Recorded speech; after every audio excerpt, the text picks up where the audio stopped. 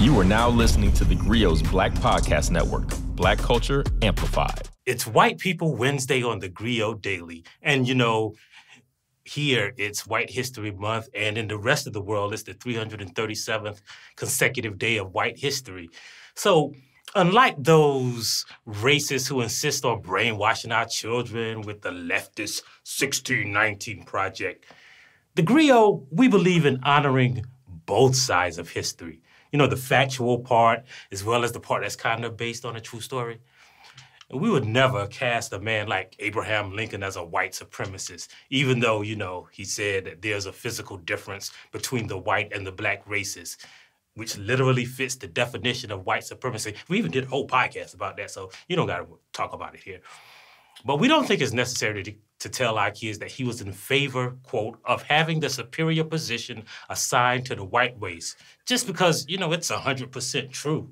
So to honor the legacy of the men who gave us race-based slavery, Jim Crow, separate but equal, and all those other things, we present the greatest accomplishment in the fields of systemic racism. Welcome to theGrio Daily, the only podcast that will tell you about the 10 most racist laws of all time. I'm Michael Harriot, world-famous white peopleologist, and this is theGrio Daily. So there's been racist laws since the beginning of time, right? Like, it's literally in the Constitution. But today we're going to talk about, you know, some of the most explicitly racist laws that targeted black people or non-white people throughout history. And number 10 is sundown states. Like, I know y'all heard of sundown towns, right? But in America, there are actually states that were like sundown towns. And if you don't know what a sundown town is, it's one of those towns where black people couldn't be after dark. But there are a few states that try to ban people who use seasoning from going inside the borders, right? So like in Iowa's first legislative act as a state, right, they passed an act to regulate blacks and mulattoes. And that barred black people from going inside Iowa unless, quote, he or she shall produce a fair certificate from some court within the United States of his or her actual freedom. So you had to have your freedom papers to actually enter the state of Iowa if you were black. But you know, I don't even think that most DMVs have judges that issue freedom or free Negro licenses. The law effectively abolished blackness in the state. And 3 years later, the state went full white and declared that no free Negro or mulatto shall be permitted to settle in this state. They outlawed black people. And they weren't the only one, right? Oregon, their founding fathers saw Iowa's law and they said, yo, hold my beer. Or they probably didn't drink beer back then. What did white people drink in the 1800s? Like ale, you know, they didn't drink Crown Royal. Was Crown Royal invented then? I don't know. Well, you know what white people drink, you know, sugar-free Kool-Aid. Anyway, in their state constitution, they said, quote, no free Negro or mulatto not residing in the state at the time of the adoption of this constitution shall come, reside, or be within this state, or hold any real estate, or make contracts, or maintain any suit therein. And the legislative assembly shall provide by penal laws for the removal by public officers of all such Negroes. So they basically just banned black people from not just living, but conducting businesses. But here's the crazy thing, right? They didn't just say, like, if you black, you're gonna go to jail.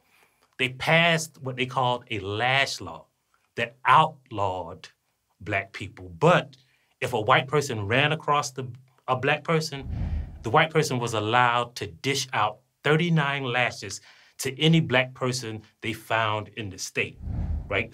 That's racist as hell. But not as racist as number 9, the white history law. Y'all know what this is, right? Like Florida, Alabama, Georgia, 34 states so far have moved to ensure that only white history is taught in public schools, which is why we dedicated August to White History Month, right? Because, how else are white people going to learn their history if not for programs like this? Like, we're really doing a public service. Really, this is a public service announcement if you think about it, right? But that's not the most racist law because, white people have been erasing history since white people came here, right?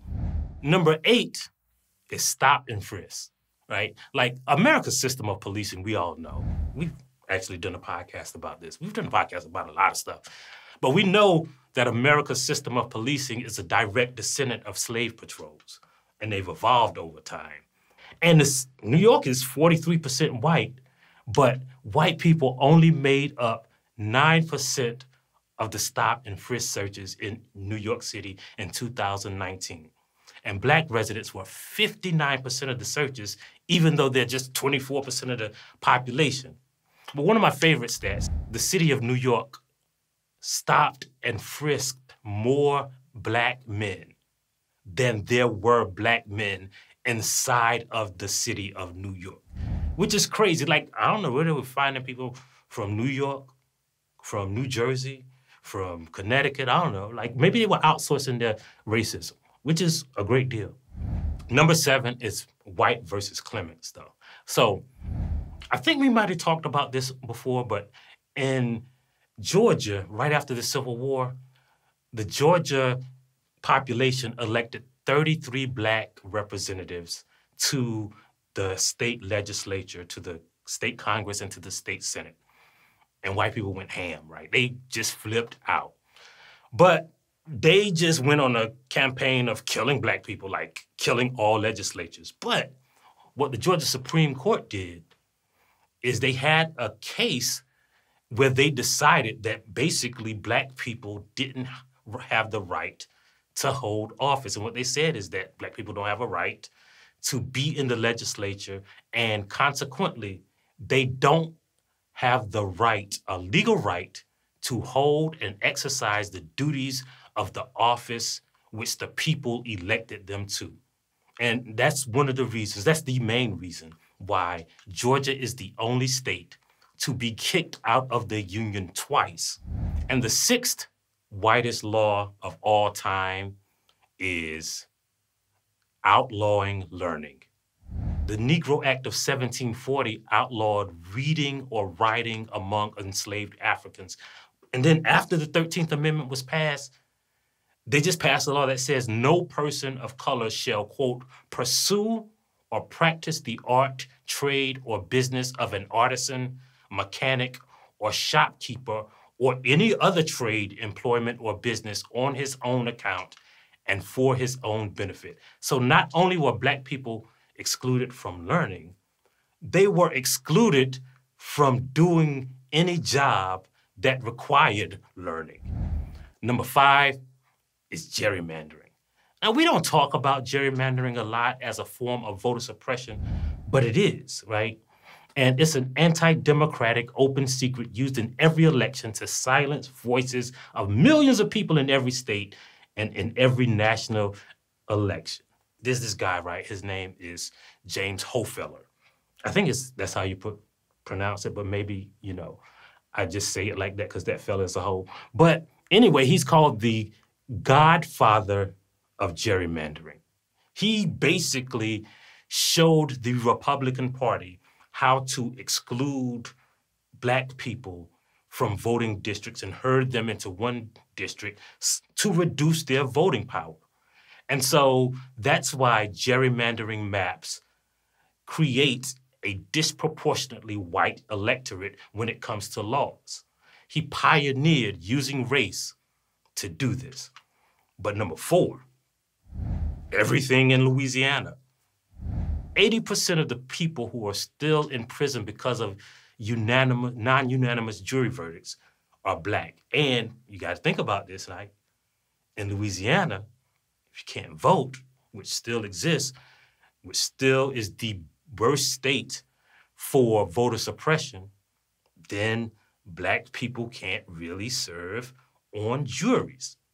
And the state also has its own electoral college that tilts the voting power towards its white majority. So in Louisiana, not only do you have to win your congressional district, but you also have to get the majority of votes from the rest of the state, right? So they divided the state into these last one, gerrymandered districts, to improve the white chances of being elected to statewide office. That's why Louisiana, all their laws are basically racist. But number 3 is felony disenfranchisement, right? So we know that in a lot of states, mostly where there are a lot of black people, felons are excluded from voting. So if you just, gerrymander the districts and you create racist laws that target black people and then you police them in a racist way, then you can take away black people's voting power by enacting felony disenfranchisement. And the crazy thing about this is, most white people don't even like felony disenfranchisement. Time and time again, polls show that white people don't support this. As a matter of fact, in Florida, right, a couple of years ago, voted to change the state constitution and eliminate felony disenfranchisement. But then the politicians of Florida looked at what the people said and be like, fuck that democracy shit. When it went to the state Supreme Court, a Trump appointee said, yeah, it seems good to me. So felony disenfranchisement is just a way to increase white voting power. Number 2, redlining. Maybe there's no government policy that has affected the economic well-being of this country more than the policy of redlining. Here's how it worked, right? Back during the New Deal, the Home Owners Loan Corporation, which was a corporation that was government-owned, created by Franklin Roosevelt's New Deal, color-coded properties to guarantee bank loans. And on these color-coded maps, what they said was basically any place black people lived was too big of a risk for the government to back a loan. Now, that seems like, black people can't own homes, they gotta work harder, but that's not the only thing that redlining does. See, redlining affects how people pay school taxes, because if 60% of local school taxes come from property taxes, and black people's property is by definition worth less, then black schools, majority black schools, are underfunded. And I know you think that number 1 is going to be about slavery, but nah, it's not about slavery, kinda. See, the number 1 most racist law that was ever created was Headrights. So, in the beginning of America, white people really didn't know how to build stuff or how to do stuff or how to grow stuff. So, the Virginia Company of London created a rule that says, hey, if you bring people over here to help us build stuff and grow stuff, to just work, we'll give you 50 free acres of land.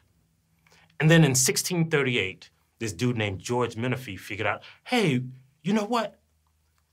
Instead of bringing white people over here and making them work for 7 years to pay us back, we can just bring black people over here and never set them free. And that's when the Headrights boom started. After that, millions of black people came here to the United States because having slaves made you richer, right? Not just because they were doing your work, but because you brought them here, you got free land, which gave you more power, which gave you generational wealth that could never be taken away unless someone in your family decided to sell that land. Headrights sparked the slavery boom in America, not just because of agriculture, not just because of commerce, but because white people wanted more wealth. And it's gotta be the whitest law of all time. Now that you've heard those 10 whitest laws, remember to download the GERRYMANDERING app, remember to tell a friend, and remember we're here every other day to give you a dose of what's going on in your village. And as always, we're going to leave you with a famous Black saying. Ain't nothing whiter than a white man who wants your land. Thank you for checking out the GRIO Daily. We'll see you on the next episode. Peace. Thank you for listening to the GRIO Daily. If you liked what you heard, please give us a 5-star review, download the GRIO app, subscribe to the show, and share it with everyone you know. Please email all questions, suggestions, and compliments to podcasts@thegrio.com. You are now listening to the GRIO's Black Podcast Network, Black Culture Amplified. Hey guys, it's Maisha Kai, lifestyle editor here at theGrio, and your handy-dandy Grammy-nominated goddess next door, as I like to be known. Just so you know, your girl's not just behind the scenes, editing and writing. I've also got a new podcast coming up every Sunday called Writing Black. We are launching on August 14th, and we really hope you will join us. This is all about Black wordsmiths. That's what we do here. We are storytellers, because it's theGrio.